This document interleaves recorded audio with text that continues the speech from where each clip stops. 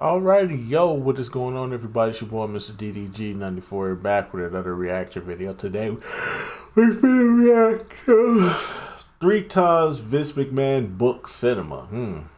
So this is 3 of the best storylines Vince McMahon has ever written. Off rip, the Randy Orton Triple H story with the McMahons and Randy Orton going at it, yo, peak cinema right there.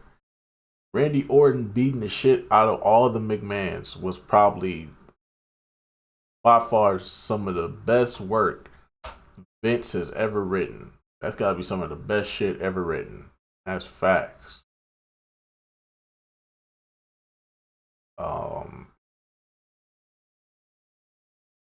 I can't really think of anything else. I mean, there was the CM Punk and Jeff Hardy feud. That was really good. I can't really put my finger on it because there's so much good moments in WWE history under McMahon, under Vince. Like we can go back to the Attitude Era, we can go back to the beginning of the Ruthless Aggression Era, or in the peak of the Ruthless Aggression Era. Like there's so much we can go back to, but there's only 3 though. But without further ado, let's get right into it. I don't know if we can say Triple H started the cinema era. Vince told some of the most legendary stories, some of which we have forgotten. So today, we're taking a look back at 3 forgotten times Vince McMahon booked cinema.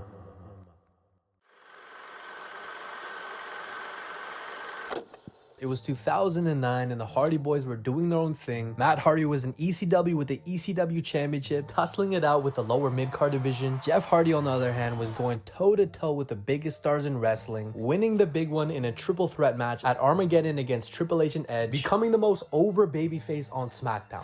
From Daredevil to champion! The merch was selling, the seats were filling, even socks were selling out because everybody would try to recreate this arm sleeve he would have. Everybody loved Jeff Hardy, but somebody didn't. Because I'm sick and tired of you blaming us for taking you out of the Survivor Series. It wasn't us. Months before his title run even began, Jeff would get jumped, get blown up by pyro, lose his dog in a tragic fire, a hit and run that nearly ended his life, and nobody really made anything of it. Fast forward to the Royal Rumble in 2009, Matt Hardy is no longer the ECW champ after losing on a random Wednesday morning on a random episode of ECW, jobbing out to the new era of wrestlers. Meanwhile, Jeff Hardy is having his first title defense against Edge in a grueling long no DQ match. This is where the story unfolded. After going back and forth, Jeff Hardy finally hits a swanton bomb, covers Edge for the 1-2-3, but as 3 comes along, Vicky Guerrero saves Edge with the distraction. Matt Hardy comes down and wasn't having any of that. And in a classic Big Brother moment, Matt hands Jeff a chair, setting Edge up for the concerto until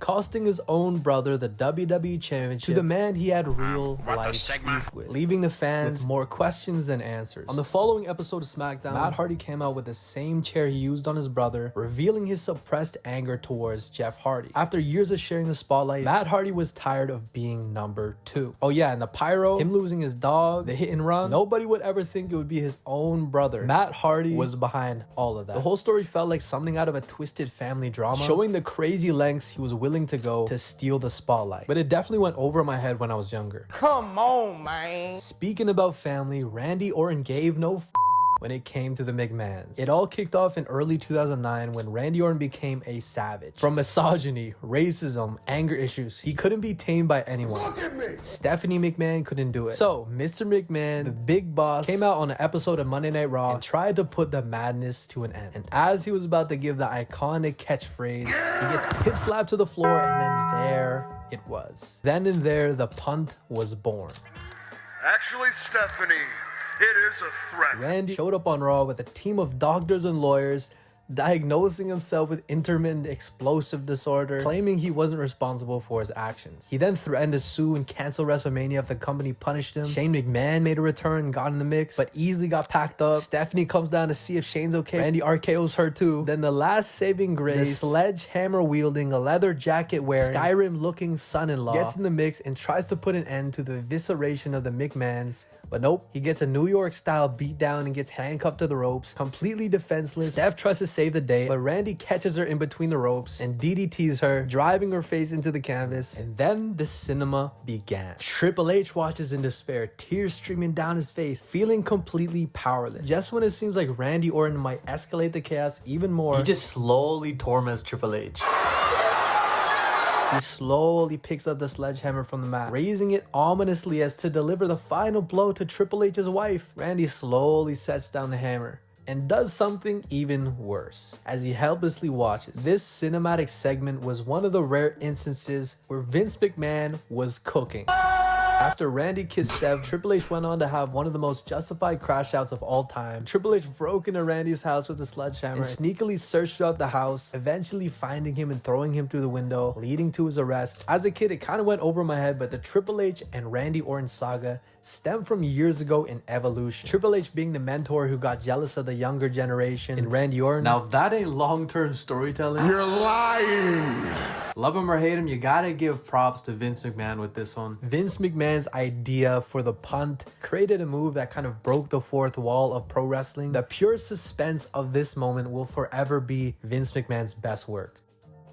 In 2013, the roles were reversed. Cody Rhodes was in the mid-card scene, Goldust was not even on TV sometimes, while Randy Orton was the WWE's golden boy, being part of the machine he used to hate. After months of witnessing the oppressive, crooked ways of the Authority, Cody Rhodes tries to talk to his mentor, his former leader in Legacy, trying to talk him out of the crooked ways of being champion. But this wasn't the same Randy back in the day. This Randy was a suck-up. Cody Rhodes accidentally talks himself into getting a match with Randy Orton, but if he lost, he would lose his job. So the match plays out in a 5-star banger, counters, false finishes, counters, until Cody Rhodes tweaks his knee, giving Randy Orton the chance to take advantage. Being the crafty vet that he is, he attacks his leg and hits him with the RKO, beating him clean for the 1-2-3, and that's when the cinema began. After losing his job, Goldust dropped the gimmick and tried to stand up for his brother, giving a heartfelt speech about protecting the family's name. So the match starts and Goldust and Randy put on one of the best matches of the year. Going back and forth, paint dripping down Goldust's face, Goldust hits a crossroads looking to save the Rhodes family from unemployment.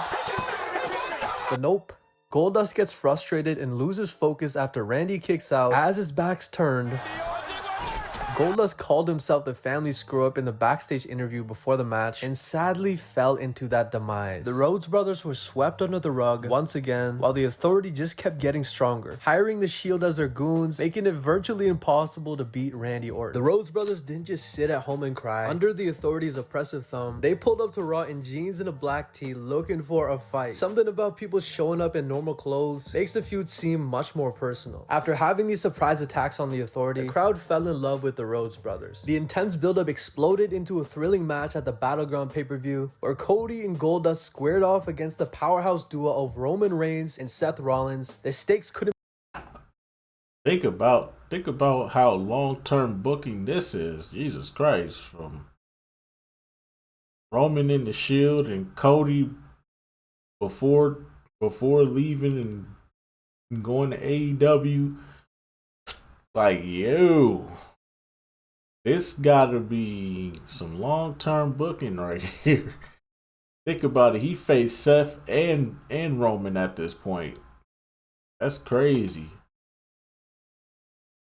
Be higher. If the Rhodes brothers fell short, the whole family would get fired, including Dusty Rhodes. But if they won, they would get their job back. The atmosphere was electric, with the fans on the edge of their seat, fully invested in this family drama. At this point, the Shield hadn't taken any losses, making them out to be one of the most untouchable acts in tag team history. So the showdown began, and as you expect, the Shield just dog walks them for 5 minutes straight, picking them apart, countering their moves. Dusty gets involved, Dean gets involved. Dusty hits Dean with a bionic elbow, chasing down Dean Ambrose. Goldust attacks Reigns, ultimately distracting Cody Rhodes for a split second as Seth Rollins tries to roll him up for the 1-2-3, but Cody refused to get humiliated again. He kicks out and catches him with the cross Rhodes. And this is probably one of the most loudest pops ever. It's after you, Cody. Got him.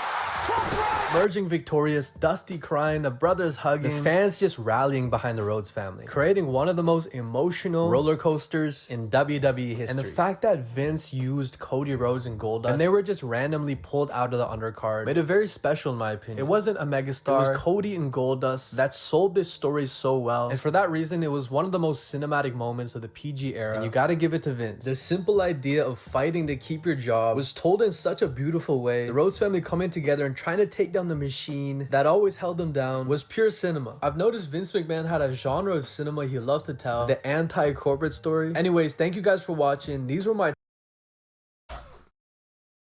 I would agree. These were definitely the best. But you said like forgotten. Nobody forgot the Randy Orton Triple H saga. Nobody will ever forget that. That is stitched in our brains to this day. That is a goated storyline. Even if the match didn't live up to the hype at WrestleMania, that was still a legendary feud. Or hype up, I should say, for that match.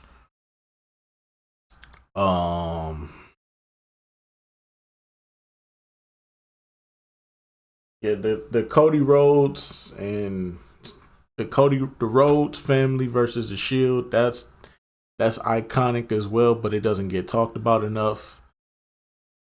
And I forgot the first one. What was the other one? Oh, Jeff Hardy and Matt Hardy. Yeah. That was pretty decent. That was a maniacal feud right there. But anyways, though, that's just gonna about do it for this one. Yeah, man. Hey, man, Vince could. Hey, when Vince was in the right state of mind, he could make some entertaining television. But the older he got, the worse the writing is. Like, yo, there's no excuse for the shit that Vince did. I want to say after 2016, there's no excuse for the shit that Vince was doing. But anyways, though, let's just go about do it for this one. I will see you on the next video. Till then, peace out.